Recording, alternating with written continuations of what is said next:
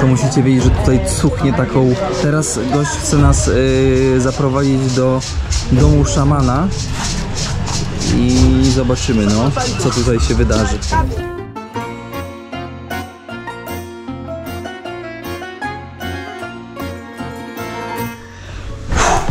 Witam Państwa bardzo serdecznie w nowym odcinku z Togo.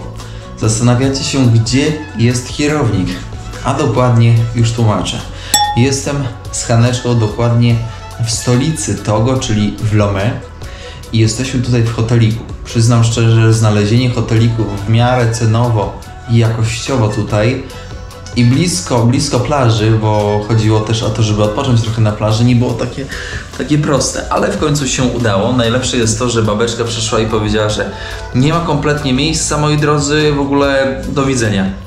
A Hania, że jest z branży hotelarskiej, mówi: pani pokaże mi ten system rezerwacji. Tu można przestawić i będzie miejsce. I do tego jeszcze Państwa hotel zarobi, ponieważ no nie stracicie klienta. I w ogóle ta recepcjonistka, mózg jej wyskoczył. No i rzecz jasna trzeba było poprosić o menadżerkę. No i menadżerka skumała temat, że pieniążków takich się nie odrzuca. Tutaj, moi drodzy, łazieneczka, chyba największa w tej podróży, więc musicie też wiedzieć, że afrykańskie warunki nie są aż takie tragiczne, zwłaszcza w dużych miastach. Pamiętajmy, że Togo i Wybrzeże Kości Słoniowej, jak i Gana są relatywnie rozwiniętymi krajami w stosunku do pozostałych krajów afrykańskich, w których byliśmy, więc warto o tym pamiętać. Najważniejsze w takim hotelu jest biurko, ponieważ przy biurku można montować filmy. Nie pozostaje mi nic innego, jak zaprosić na odcinek po stolicy, po Lomo. Będzie to jeden odcinek, a w kolejnym odcinku, moi drodzy, zabieram Was w podróż do Beninu. Dało się zrobić wizę i to jest pierwsza z dobrych wiadomości. Druga wiadomość jest taka, że udało się odpocząć, a to jest bardzo ważne, bo byłem już taki przemęczony, że ciężko w ogóle już mi się nawet wyciągało kamerę i kręciło filmy. Przyznam szczerze, że już ten etap podróży, już zaawansowany etap podróży, który widać po opaleniu, może tak o, będzie lepiej, daje w kość. Nie da się pewnych rzeczy przeskoczyć. Odpoczynek jest nieodzownym elementem podróży, ponieważ jeżeli nie jesteś wypoczęty, to po prostu nic ci się nie chce robić. Idziemy na miasto. Zaczynamy podróż po Lomé. Miasto, które nas wciągnie. Można wszystko kupić. Bonjour. Ale komunikacja świetna, działa perfekcyjnie. Aha, tutaj jedzie. Dawaj, mordo. Dawaj. Na dzisiejsze wyśmienite śniadanie serwujemy bagietkę z jajkiem i z kapustą oraz z awokado. Dokupionym awokado, bo w bonusie nie było jeszcze awokado, z bagietką. W ten sposób. Na skrzyżowaniu dróg z widzami naszymi. Smacznego. Zauważcie, jak dużo ludzi nosi kaski na motorach. Dlaczego? Akcja społeczna uświadamiająca. Tutaj jest billboard, na której mówią, że w kasku większe prawdopodobieństwo przeżycia przy wypadku. I ma to sens. O, jakieś białko pojechało. Widzieli? Bo ja widział.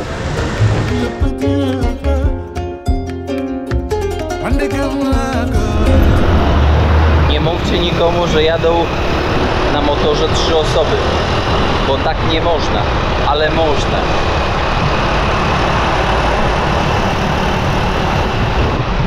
A kapelusz ci zleci. Spokojnie. Nie ma tej sznurka.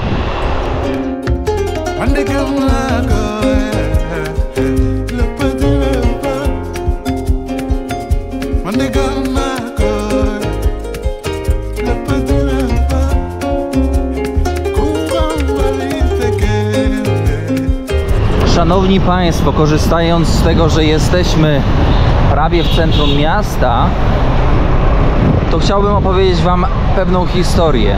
Znajdujemy się w mieście, które leży na wybrzeżu niewolnictwa. Tak właśnie się nazywa wybrzeże niewolnictwa. Dlaczego? Ponieważ między XVI a XIX wiekiem na wybrzeżu zarówno Togo, Beninu, jak i Nigerii odbywało się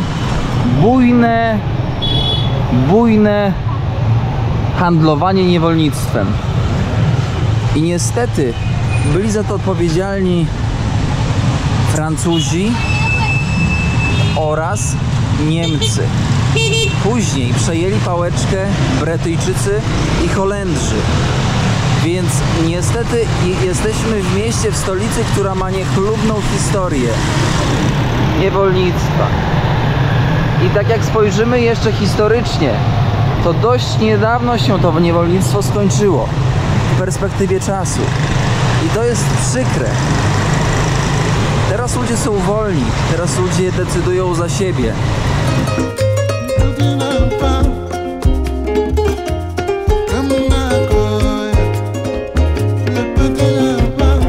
W kontekście niewolnictwa zapomniałem wspomnieć o naszych przyjaciołach zza oceanu, Jankesach, więc oni też mieli swoje nie 5 groszy, tylko 2 złote tutaj w temacie.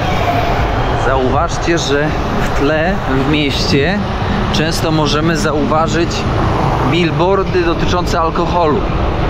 W krajach europejskich jest to wręcz nie do pomyślenia, żeby w mieście były billboardy związane z alkoholem, a tutaj od ginów po piwka, po różne mocne trunki. No dobra, ktoś powie, piwka są. To prawda, są, ale to jest taka trochę gra, bo robią przeważnie reklamy piw bezalkoholowych, gdzie firma ma bezalkoholowe i alkoholowe, więc no od bezalkoholowego do alkoholowego krótka droga. Więc nie popieram tego marketingu. Przykitrany meczet, ale kierownikowi nic nie umknie. Togo Port Rondo. Takie tutaj mamy ronda tykwy, naczynia z tykwy, proszę bardzo. Mokasyny, czyli te grzechotki takie do... Tak trzęsiesz. Jakiś groch tam wrzucisz sobie, czy jakiś ryż i sobie trzęsiesz. A my jesteśmy właśnie w punkcie docelowym, do którego dotarliśmy, żeby wam pokazać troszkę tutaj tradycji. Wszystkie potencjalne atrakcje w Togo, niemiecki Togoland, tak jak wspomniałem w poprzednim odcinku, to jest wycenione. 3000 to będzie jakieś 18 zł od łba, 2000 za robienie zdjęć to jest jakieś 12 zł. Dużo za zobaczenie takiego targu, moi drodzy. Moi drodzy, wchodzimy teraz na market. Dopięliśmy wszelkich obowiązków formalnych i chcę wam opowiedzieć nieco, czym jest religia wudu. Religia wudu nie wyznaje się tylko i wyłącznie w Afryce, ale również na południu Stanów Zjednoczonych jako ciekawostkę, czy na przykład na Haiti. Więc zapraszam w dość, powiedziałbym, skrajną podróż. Niektórzy mogą poczuć niesmak. Pamiętajcie jednak, że są to zwierzęta, które tak jak powiedział nam Dako, nasz przewodnik tutaj, odeszły w sposób naturalny. Z tym możemy polemizować, ale nie skupiajmy się teraz na tym, tylko spróbujmy się skupić na tym, czym jest wudu. Dobra? Więc sprawa jest następująca. Te wszystkie tutaj rekwizyty, które widzicie, one są przynoszone przez lokalnych, ale nie tylko z Togo, ale również z Beninu. I siłą rzeczy one są po prostu sprzedawane, oni odkupują tutaj. No i później rzecz jasna muszą to tak wyczyścić, żeby to nie śmierdziało, tak jak tutaj widzimy. Tutaj widzimy, to jest najprawdopodobniej kameleon, dokładnie kameleon, szczurek, a tutaj mamy pawia. I teraz bardzo ważna kwestia. Tutaj są przeróżne części. Na przykład to jest gepard, to jest babun, to jest mała hiena. Tutaj łapeczki też babuna. To jest nasza mordula. Witam serdecznie. Tutaj żółwie, to są suweniry. Ale te suweniry są dość ciekawe, ponieważ musicie wiedzieć, że wudu nie było, to jest religia, która nie jest stworzona po to, żeby robić komuś krzywdę. Ale wiadomo, no ludzie są różni i wudu są różne typy. Więc tak, wudu jest po to, żeby leczyć ludzi. Ludzie przychodzą tutaj, kiedy mają problem jakiś, to na przykład szaman im mówi: słuchaj, mordo, bierzesz tego kameleona wysuszonego idziesz do szamana i szaman na przykład mówi: dzisiaj sproszkujemy kameleona po to, żebyś na przykład odzyskał płodność. Albo na przykład sproszkujemy łapę babuna, żebyś po prostu lepiej się czuł. O proszę. I tutaj mamy tutaj mamy pięknego kameleona. Ale tak, ale widać już zmęczony życiem, wiecie? Zmęczony życiem. Widzieliśmy kameleona w Tanzanii. No przykro, że on tutaj jest. Przykro, że on tutaj jest. To nie jest jego naturalne środowisko. Został tutaj ewidentnie przyciągnięty. Schowaj, młody. Nie pokazuj nikomu, bo nie jest to. Ale mocno łapie. Mocno łapie, dziękuję. Voodoo to jest religia, która ma leczyć. Ale wiadomo, że nie zawsze będzie leczyć. To są kości, to jest kręgosłup węża. I wyobraźcie sobie, że voodoo też ma swoją ciemną stronę. Ciemna strona voodoo to są laleczki voodoo, które znacie z filmów może. No i takie pines, znaczy takie szpile, ktoś tam wbija w coś, a później dla tej ofiary po prostu, nie wiem, wychodzą rany albo zaczyna chorować. Więc taka sytuacja. Macie nietoperze, macie babuny, macie kozły. Przeróżne, nawet jest sowa.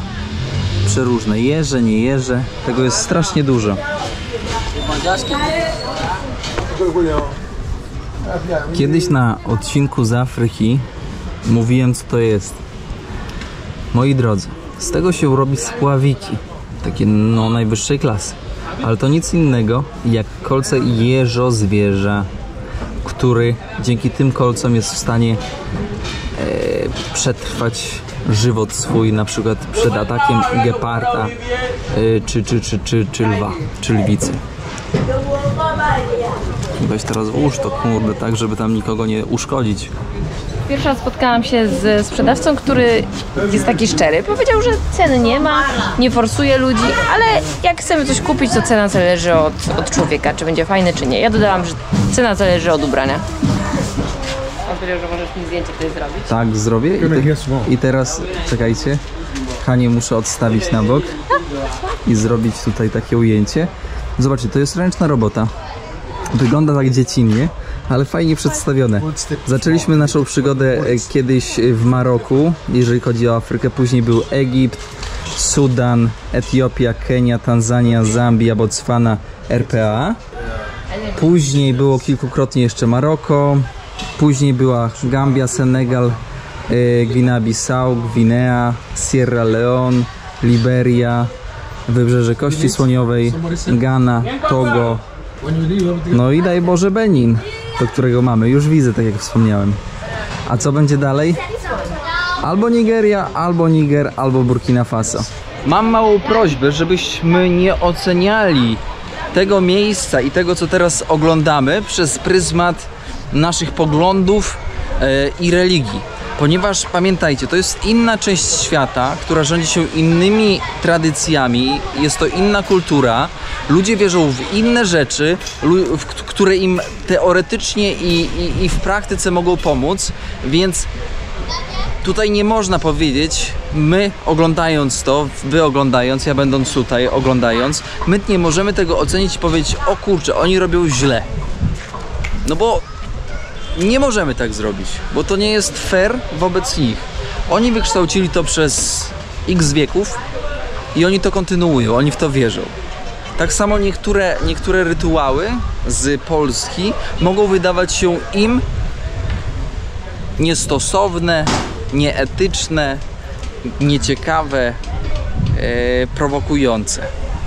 Więc pamiętajcie, są dwie strony medalu. Agbalobemi, czyli osoba, czyli duch osoby, która zmartwychwstała. O, w ten sposób może. Tutaj miejsce rytualne. Tak jak przewodnik nam mówi, ludzie przyjeżdżając tutaj, chcąc odbyć rytuał w imię konkretne, w sensie w konkretnym celu, tutaj składają w ofierze między innymi krew zwierząt różnych. No i nie tylko. Proszę. I to później wysycha i się robi takie czarne. Tutaj widzimy tłuszcz, tak? Więc już można sobie domówić. Są różne tutaj podarki, prezenty, które można nabyć. Różne trąby, maski, lusterka, rzeźby, bębny, stołki.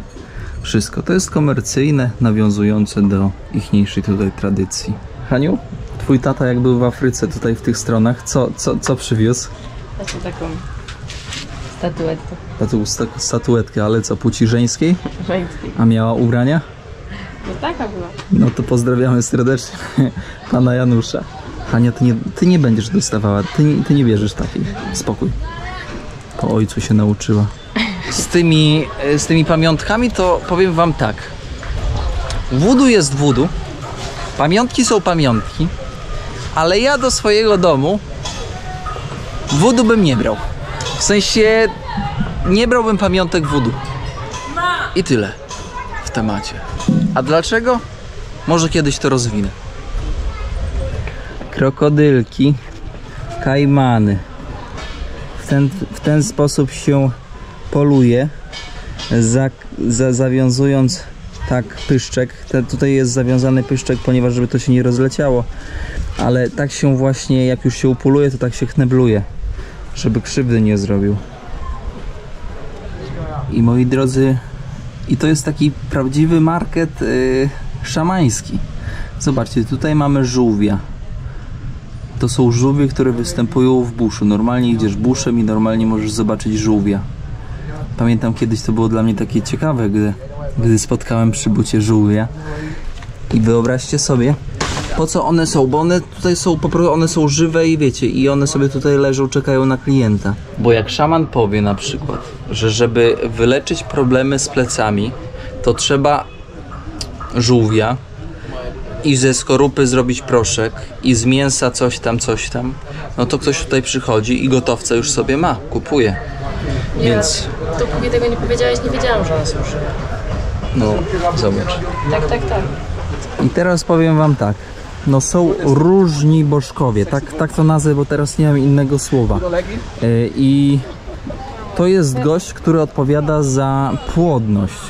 No i kiedy mężczyzna przychodzi do szamana wudu i mówi: szefie, coś mi tutaj nie gra, no to w tym momencie szefu mówi, że trzeba wypić jakieś zioła. Wtedy ten pije te zioła, no i wiecie, i się poprawia. Przeważnie są to bardzo znane problemy, znając życie, takie jak przerost prostaty, takie jak różnego rodzaju choroby weneryczne, więc tutaj tak na dobrą sprawę to wszystko jest leczone, moi drodzy, drogą naturalną, naturalnych ziół, ale mają swoje tak jakby ukorzenienie w wudu. A jak wiemy, tego typu problemy tutaj są problemami bardzo poważnymi. Z takich dość ciekawych jeszcze doświadczeń sensorycznych, a mianowicie zapachu, to musicie wiedzieć, że tutaj cuchnie taką, powiedziałbym, taką lżejszą padliną. Teraz gość chce nas zaprowadzić do domu szamana i zobaczymy, no, co tutaj się wydarzy. W domu szamana skóry są różne. Gepard, hieny, antylopy, kozie. I szczury żywe. I są szczurki. Ojejku, jakie wymęczone.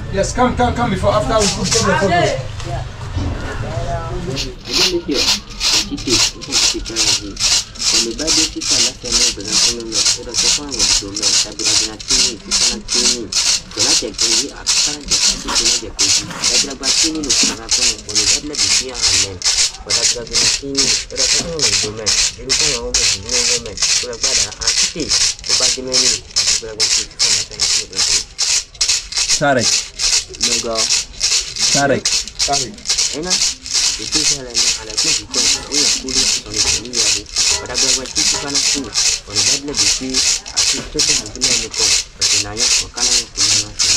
Szefu tutaj odmawia magię na imię Czarek. Now we close the camera.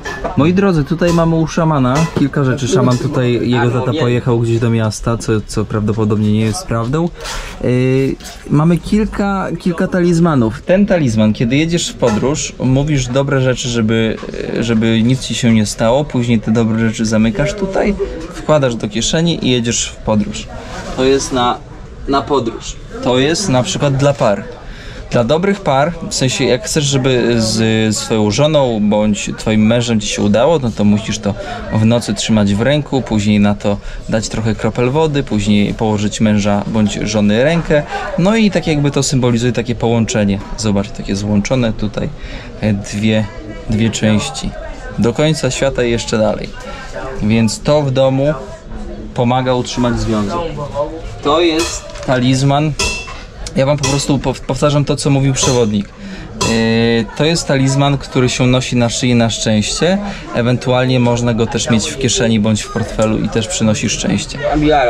To jest, trzeba uważać, bo jak coś ci spadnie i się rozwali, to od razu płacisz. To jest też na szczęście do ochrony ogniska domowego. Z tego nie zrozumiałem za bardzo, z tego może Hania powie, że z tego robią korale i też jakoś na podróż, coś takiego. Ja zrozumiałam, że to jest na mądrość. Że to jest na mądrość. Tak. Musicie zobaczyć, że to jest po prostu też jak apteka. Siadam teraz na miejscu szefa. No i załóżmy, potrzebuję do modłów trochę węża, trochę skóry, załóżmy z ropuchy, trochę piór, to flaminga albo może tukana. No i załóżmy sproszkowaną nogę jaszczury. To brzmi trochę, moi drodzy, jak z Harry'ego Pottera, ale faktycznie tutaj w tych stronach Afryki Zachodniej tak się dzieje. Nasz przewodnik się na nas denerwuje, bo zapłaciliśmy tylko jakieś 60 zł za bilet, a nic nie kupujemy. Tak, no i te wszystkie zwierzęta są, nie były specjalnie zabite, a tam są takie żywe zwierzęta, więc one jak już nie przeżyją w tej klatce, to tu wylądują. Wiewiórki buszowe, które mają niesamowitą szybkość. Tutaj niestety jest czarek, pod, a tutaj kameleony. No i różne inne ptactwo. Na początku odcinka powiedziałem, że voodoo egzystuje nie tylko w Afryce, ale również egzystuje na przykład na Karaibach, Haiti czy na południu Stanów Zjednoczonych. Dlaczego i skąd? Już wam mówię, niewolnictwo i możecie teraz połączyć wszystkie kropki. Niewolnicy zostali wywożeni do Stanów po to, żeby pracowali na plantacjach między innymi trzciny cukrowej, ponieważ burak cukrowy jeszcze w tamtym czasie, wiek XVII, XVIII nie był tak popularny, dlatego też cukier robiono z trzciny cukrowej. No i tam też pobyt tychże niewolników powodował, że mieszali swoje religie przywiezione ze swojego kraju z lokalnymi. Synkretyzm, czyli nic innego jak łączenie różnych wierzeń. Tak jak powiedziałem wcześniej, niewolnicy zostali przenoszeni z różnych części Afryki, zwłaszcza tutaj z zachodniej, ale nie tylko, do odległych terenów. No i tam na przykład też było mieszanie się religii tubylczych, tak to określę, czyli voodoo, z na przykład katolicyzmem. I dość ciekawym w ogóle zjawiskiem jest połączenie wizerunku świętego w religii katolickiej z jakimś szamanem, wierzeniami voodoo. To jest taki synkretyzm, który rozbija mózg na części pierwsze. Na główną drogę, tędy. A jak już wyjdziesz z marketu, w którym teraz byliśmy, możesz sobie wskoczyć i przyciąć trochę włosy, które ci się na głowie nastroszyły.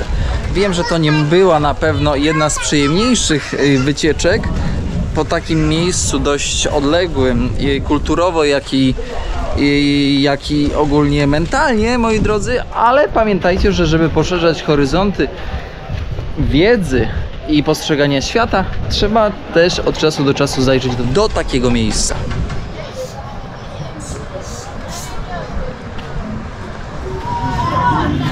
Zaraz będziemy jeść ananasa, młody tam płacze.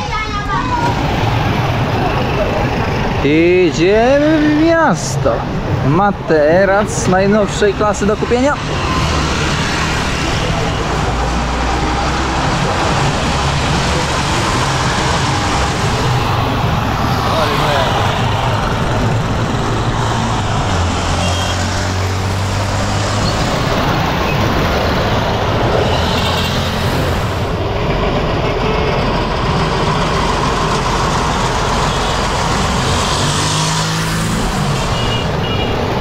tutaj mama, nie ma odpoczynku. Na robocie, dziecko z tyłu, kto ma pilnować? My idziemy w kierunku portu. Trochę się poszwendać. Jak wiecie, w krajach afrykańskich atrakcji takich, które znamy, nie ma. Trzeba sobie te atrakcje samemu wymyślić, dostrzec i uczestniczyć w nich. Kuleczki kokosowe, z biurek kokosowych. Proszę. Taka. No. O matko, jakie niedobre. To nie biurki kokosowe. Nie wiem, co to jest. Jakieś ciasto mączne z odrobiną biurek na głębokim oleju. Bez smaku. Fu. Nie polecam. Musiałam wypluć. Pyszności. Bardzo niedobre. Ale to jest jeszcze kawałek kokosa, to będzie dobre. Pamiętasz swoją starą Toyotkę Yaris? To jest tutaj. To chyba Yarisko, bo już ciężko mi... Nie, to jakiś Hyundai. Sorry, pomyliłem. Ale też w taką dziurę można wpaść, więc trzeba uważać. Proszę, tutaj kolejna Honda skasowana. Się wyklepie, się popchnie do Europy. Będę jeździć.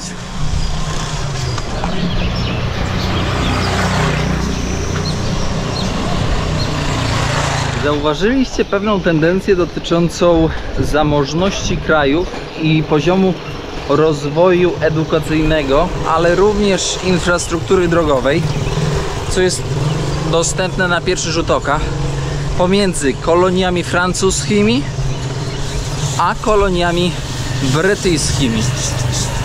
Zauważcie, jak duża różnica.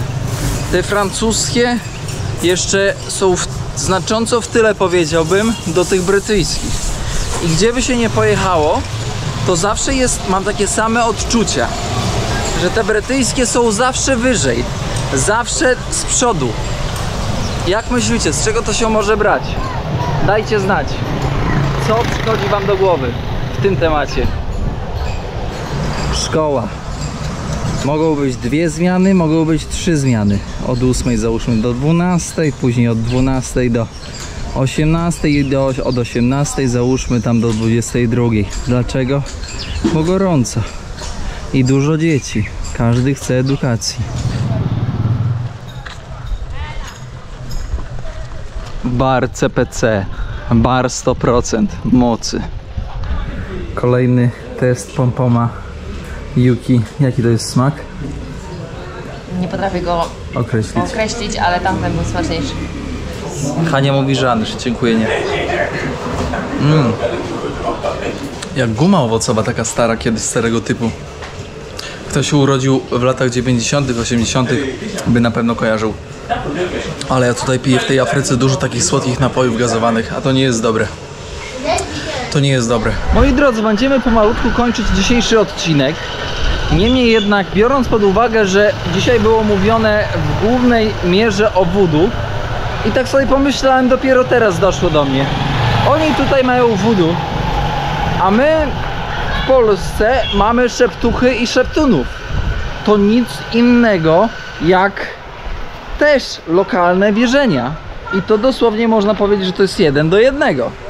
Oni wierzą w voodoo, my wierzymy w szeptuchy i w szeptunów. Nie mówię, że wy też, ale trzeba zaznaczyć, że między innymi na Podlasiu było to i wciąż jest kultywowane. Moi drodzy, jak będziecie chcieli szerzej poczytać o szeptuchach i szeptunach, no to zapraszam na bloga i po prostu wpiszcie szeptucha, to tam znajdziecie więcej informacji o tym, bo pisałem o tym dość obszerny artykuł na blogu jaktodaleko.pl. A tymczasem zostawiam was ze spokojem ducha i daję wam czas na przemyślenia dotyczące tego, co pokazane zostało w odcinku. Podzielcie się swoimi myślami w komentarzu, zostawcie łapeczkę, ale też podajcie odcinek dalej na WhatsAppie czy Messengerze do swoich znajomych. Ja tymczasem się żegnam i dziękuję bardzo za wspólną podróż po Togo, a w kolejnym odcinku zapraszam was do nowej serii z Beninu, w której już Hani nie będzie, ponieważ wylatuje do Polski. Dziękujemy za wspólną podróż, Haniu, droga, w bezpieczeństwie i smutku wracaj do Polski, no bo jak można wracać do Polski, będąc w tak pięknym kraju? Przecież tutaj dom można by było pobudować. Wszystkiego dobrego, moi drodzy. Pozdrawiamy serdecznie. Do usłyszenia. Pa, pa!